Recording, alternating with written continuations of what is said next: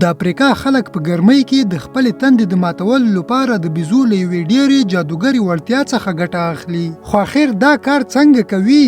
دوی لومړی د موریانو په غونډۍ کې یو کوچنی سوری جوړوي او د بیزو په مخ کې دانه وراچوي. په دې سره بیزو په ډېرې بیړې سره راځي او خپل لاس سوري ته وردننه کوي او دانو ته خپلې منګولې ورغځوي.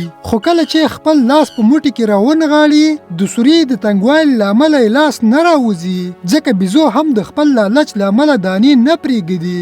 بس دوی له همدې فرصت څخه په ګټې اخیستو بیزو رانیسي. وروسته بیزو ته لکه چې ډېره مالګه ورکوي او بیزو یې په ډېر شوق سره خوري، ځکه په وچو سیمو کې د دوی په بدن کې د مالګې کچه راټیټېږي. کله چې بیزو ډېره مالګه وخوري نو ډېره سخته تنده پرې راشي. تر دې وروسته دا خلک بیزو په هماغه وخت کې خوشي کوي، ځکه بیزو د تندې له امله د اوبو د پیدا کولو لپاره روانېږي او د طبیعي اوبو سرچینې پیدا کوي. اوس تاسې به فکر کوئ چې ښه نو بیزو اوبه څنګه پیدا کوي؟ په حقیقت کې بیزو هغه اوبه په یاد ساتي چې د باران له امله په کوم ځای کې زیرمه شوي وي یا هغه اوبه چې په غارونو کې موجودې وي.